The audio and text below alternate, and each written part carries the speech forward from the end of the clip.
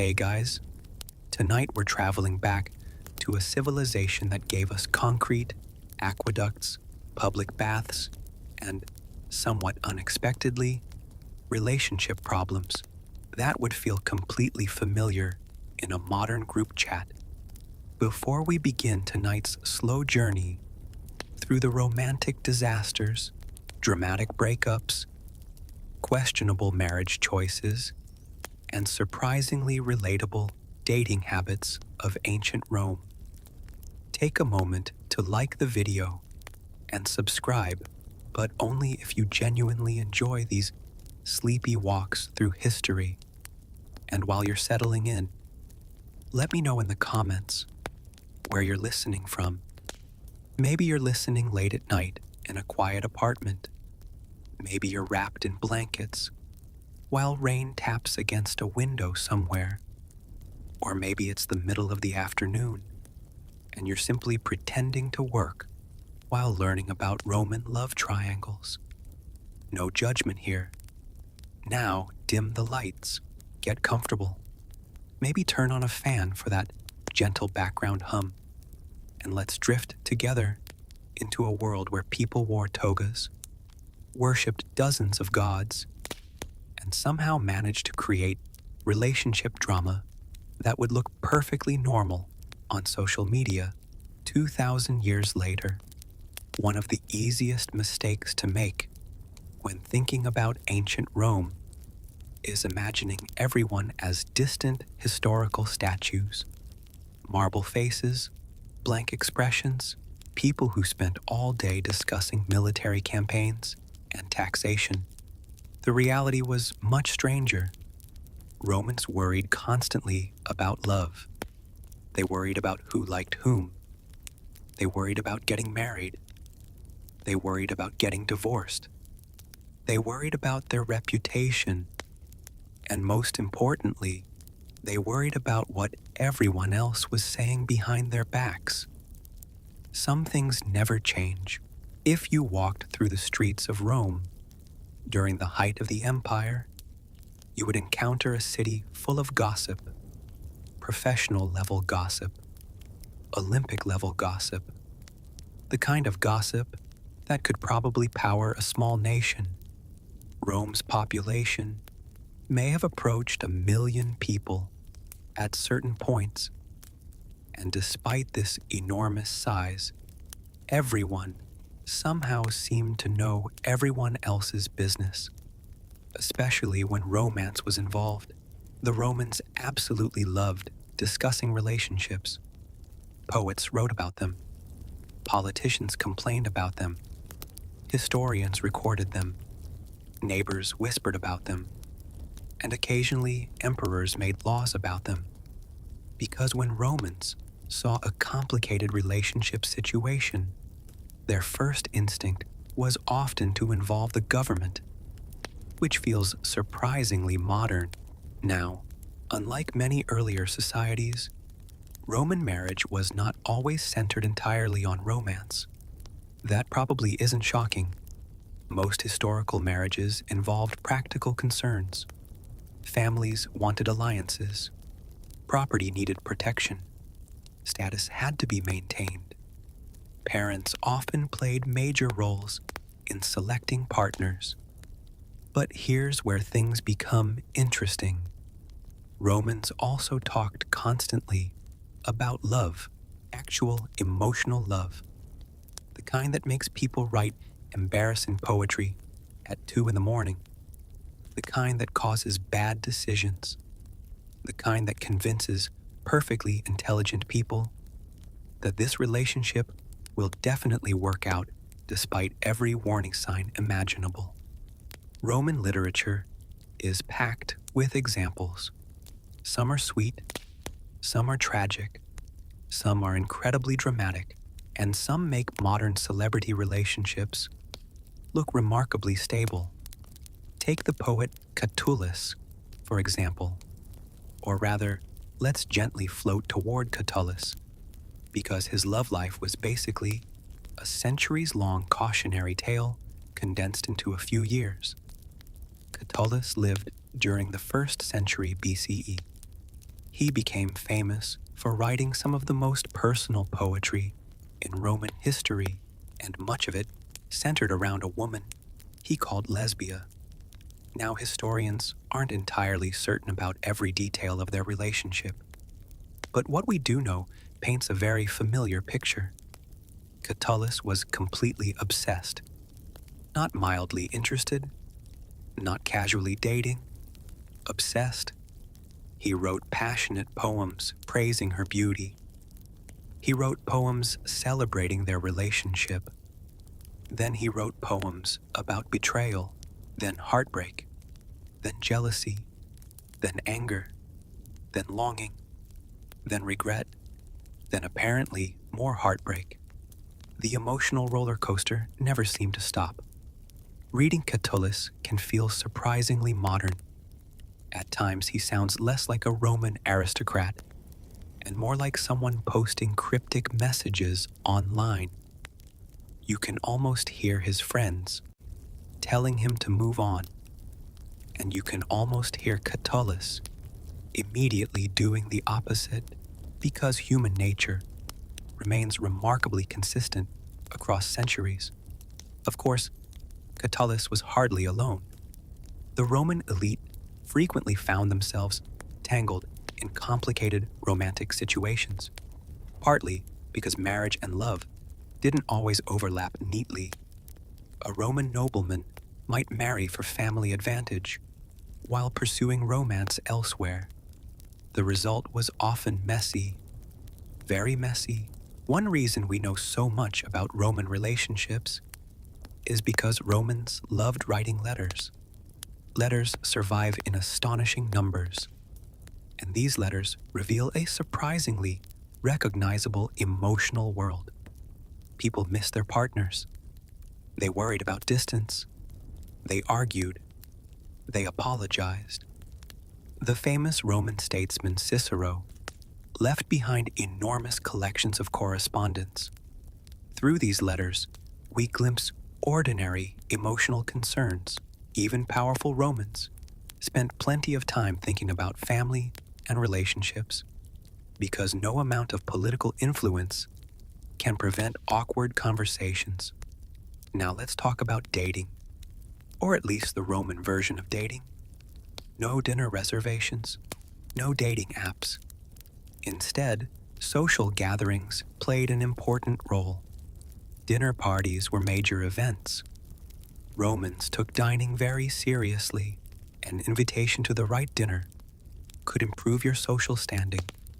It could create business connections, and sometimes it could create romantic opportunities.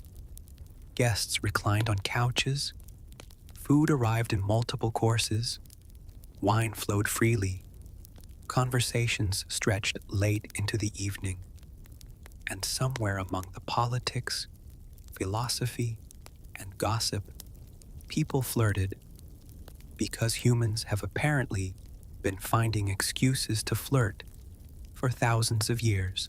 Roman poetry often captures these moments. A glance across a room, a brief conversation, a chance encounter.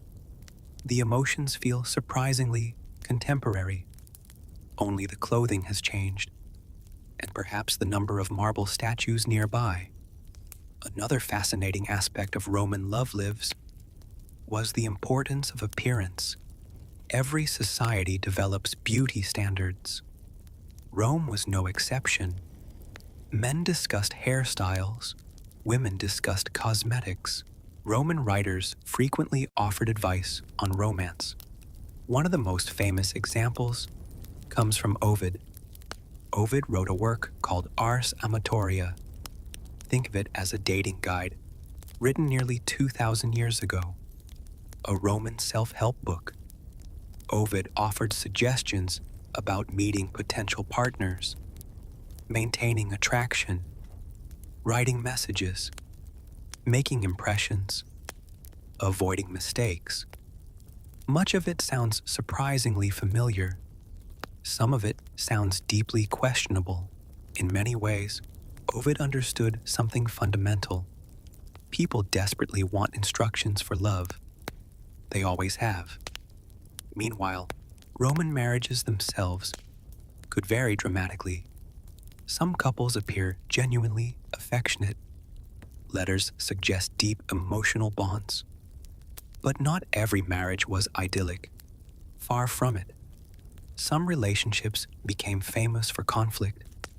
Others became famous for repeated divorces, and Romans generally accepted divorce as a normal possibility. This surprises many people. Divorce was relatively common among the Roman elite. Romans publicly celebrated traditional family values. They praised stable households, and then many of their most famous citizens proceeded to create relationship histories that looked like tangled vines growing across a garden wall. The ideal and the reality did not always match. Again, a timeless pattern. For now, settle in a little deeper. The night is still young, and ancient Rome has only begun revealing its romantic secrets. Now that we've settled into the crowded streets of ancient Rome, let's continue our slow walk through a world of people seeking partners. Modern movies often teach us that people throughout history were searching for true love. The reality is a little more complicated.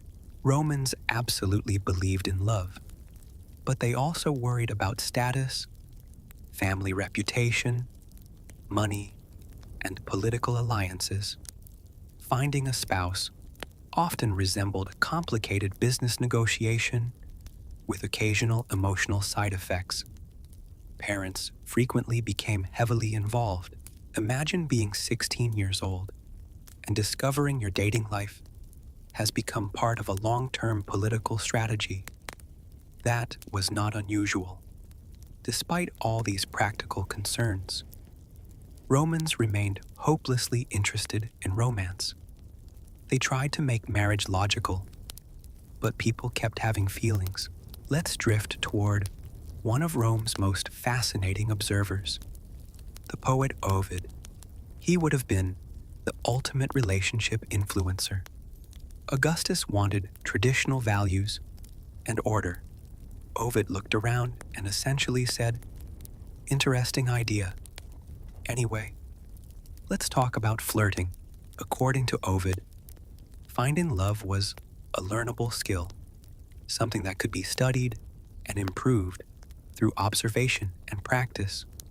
Ovid recommended meeting partners at public events, races, festivals, and theaters. If you wanted to meet someone, you had to leave your house. Romans were actively thinking about attraction. They analyzed it, discussed it, and worried about it. The concerns feel very familiar. How do you make a good impression? How do you know if someone likes you? These questions appear timeless across the centuries. While poets discussed romance, Roman parents were busy with practicalities. A noble household might spend months evaluating potential marriage matches. For wealthy families, status mattered enormously. Entire political networks might be reinforced through a single wedding negotiation. Let's float over to unrequited love. Roman poetry is overflowing with people who desperately loved someone who did not return the affection. A Roman poet staring sadly at a wax writing tablet has much in common with someone today staring sadly at their phone. The upper classes lived in an environment filled with wealth, ambition, and social competition. This combination tends to produce extensive drama. Rumors and scandals spread quickly. The private lives of prominent families became public entertainment. Much like modern celebrity culture, Roman weddings ranged from modest family events to lavish spectacles. Some involved religious rituals, others emphasized family traditions. One charming detail involves the bride being escorted to her new household. Symbolically, she was joining another family and network. Touching evidence comes from tomb inscriptions where husbands described wives as loyal companions. Behind history, ordinary emotional lives continued. People loved, worried, and hoped. Those experiences connect Romans to every generation that followed. Their stories remain incredibly compelling. As the Republic transformed into an empire, love became increasingly entangled with ambition, leading us toward some of history's most famous couples. Elite Roman dating was a sport involving wealth and scrutiny. In our next journey, we'll meet those unforgettable figures. The lamps of Rome are beginning to glow in the evening darkness. Somewhere, another ambitious Roman is making a romantic decision. As the evening settles over Rome, the crowded streets begin to quiet. Merchants close their stalls. Servants finish their errands. Oil lamps flicker to life behind open windows. And somewhere, inevitably, someone is discussing a scandal involving a famous politician. Because while Rome built roads across continents and commanded enormous armies, it never lost its enthusiasm for gossip. In fact, the more powerful the person, the more eagerly Romans discussed their private life. Which brings us to a famous romance, the story of Julius Caesar and Cleopatra's seventh Philopator. Before we continue, Caesar was already famous before Cleopatra entered the picture. He had conquered territories, won political battles, survived endless rivalries, and developed a reputation that made people admire him intensely. Caesar was brilliant, confident, charismatic, and according to many ancient writers, fully aware of all three qualities. Meanwhile, Cleopatra was equally remarkable. Popular imagination often reduces her story to beauty, but the reality was far more interesting.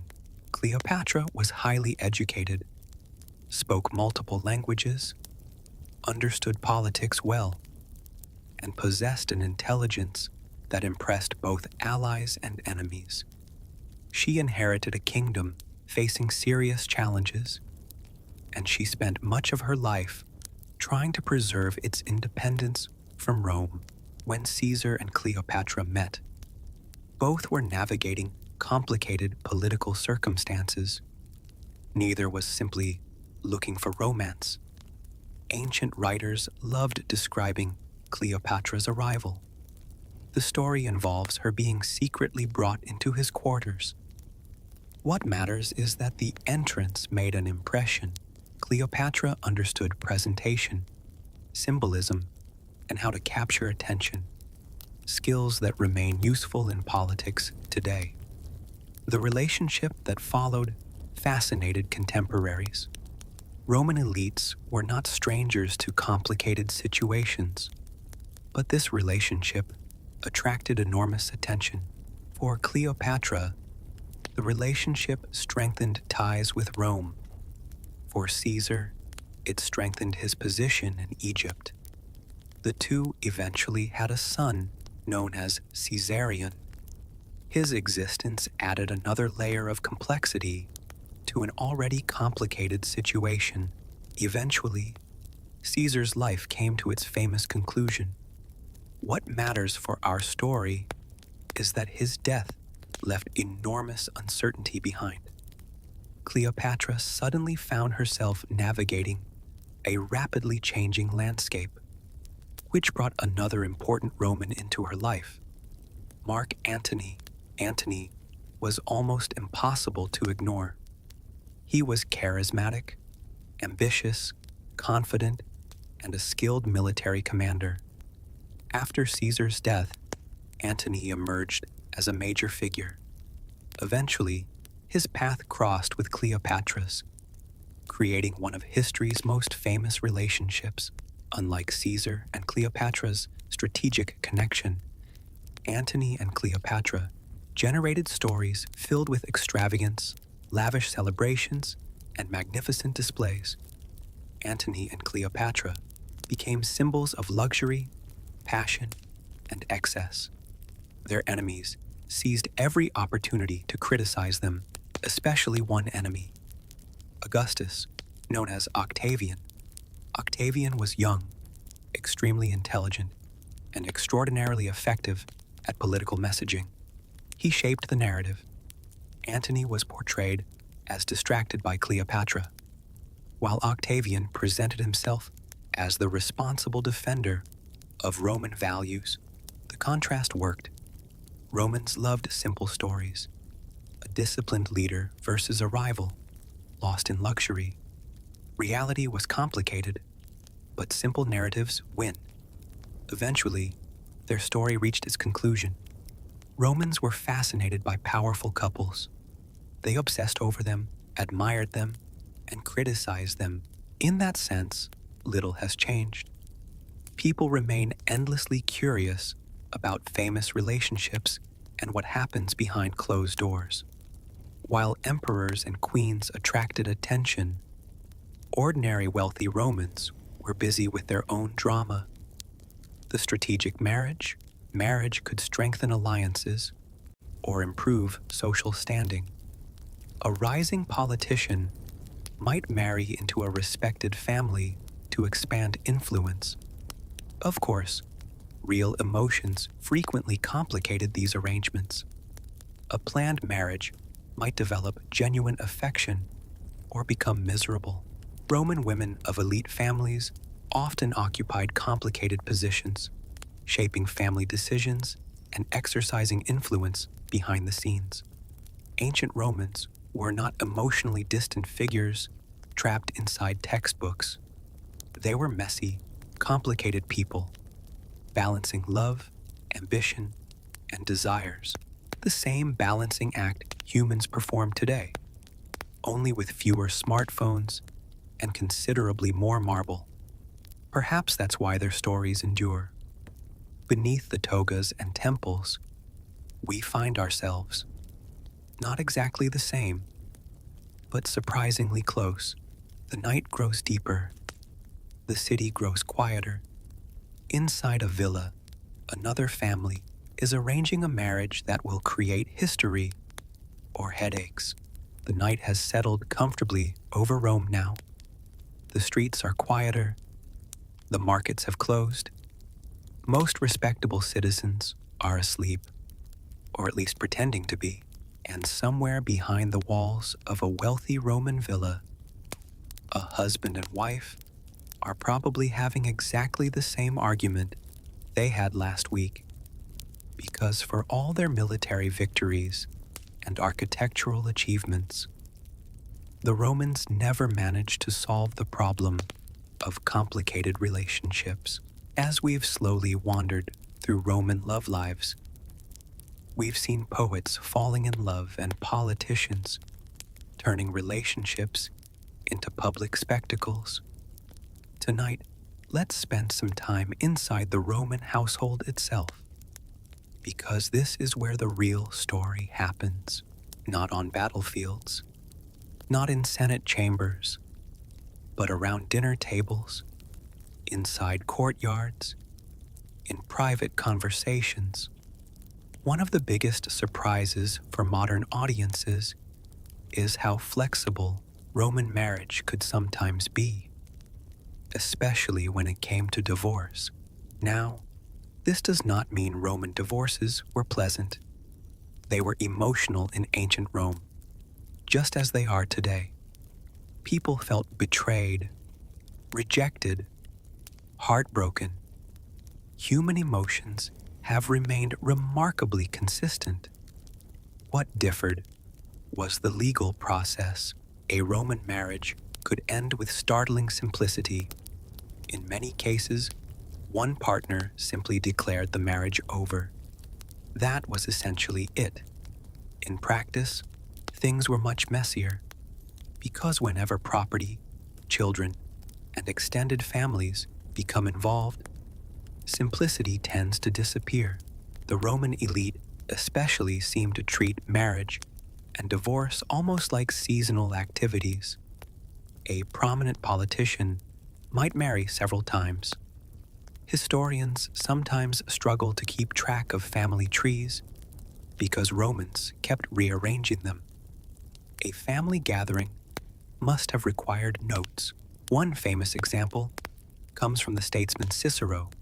He often presented himself as a voice of reason and a defender of traditional values. His marriage to Terentia lasted for decades. They raised children together and supported one another through political turmoil. Then eventually, they divorced. People change. Relationships evolve. Expectations shift.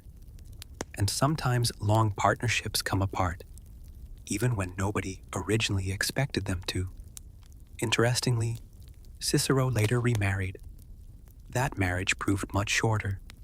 Apparently, even great speakers occasionally made questionable personal decisions. Now let's float over to another feature of Roman romantic life: cheating. Romans absolutely loved accusing each other of affairs. The Roman gossip machine never slept.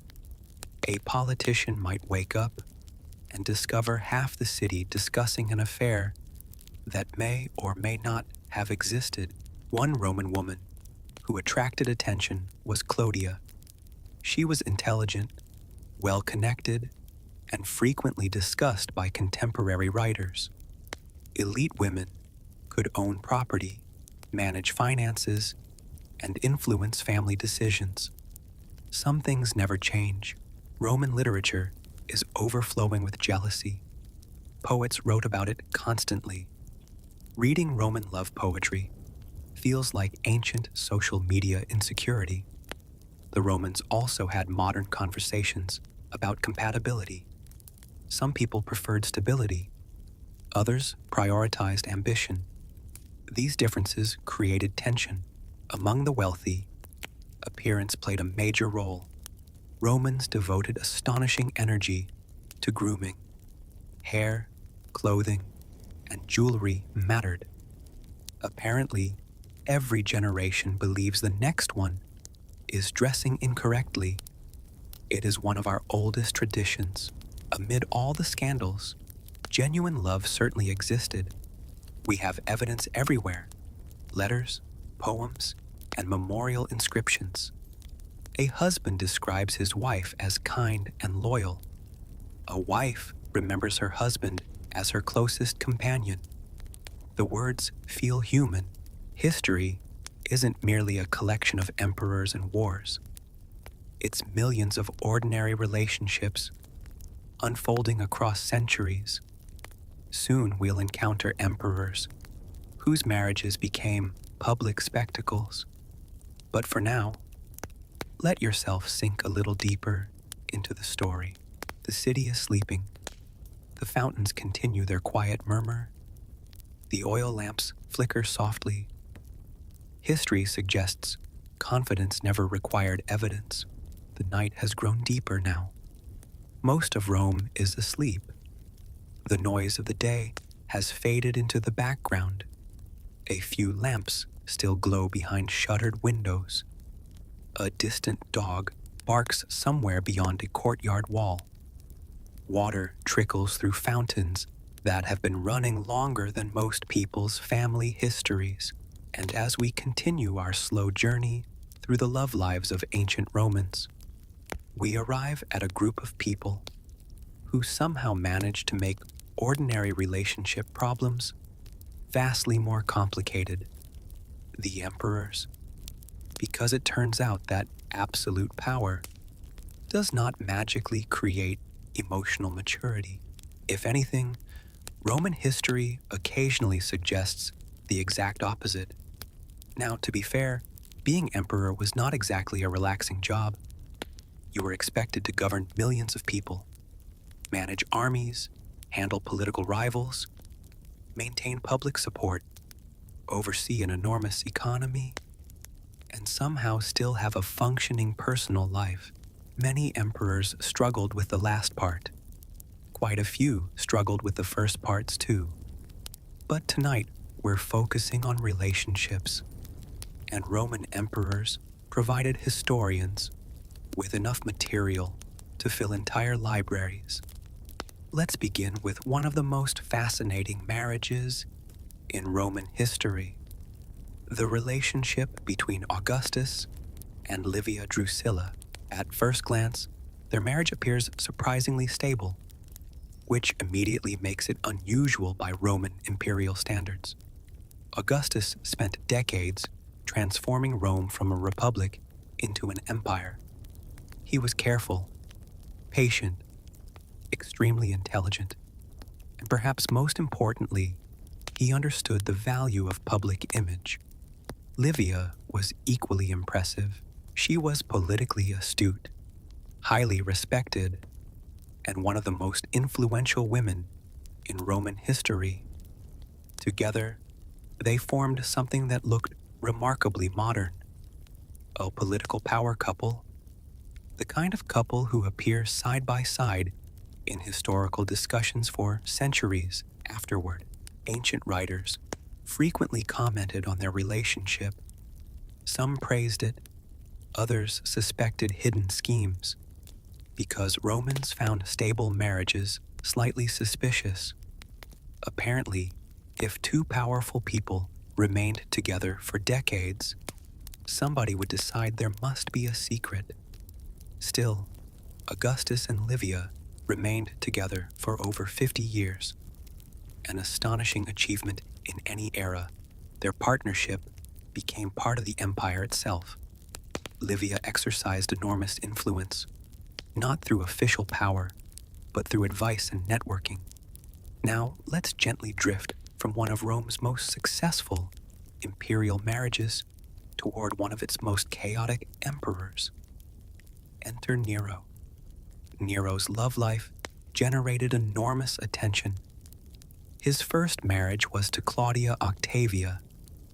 Everything looked ideal on paper. History rarely rewards perfect-looking arrangements. The marriage eventually deteriorated. Rumors circulated, accusations spread, and the relationship ended badly. Very badly. Romans adored royal drama, and Nero supplied it in industrial quantities. People followed developments obsessively. They discussed every rumor, speculated constantly. Ancient celebrity culture. Now let's move slowly toward another emperor, one whose love life became legendary for entirely different reasons, Hadrian.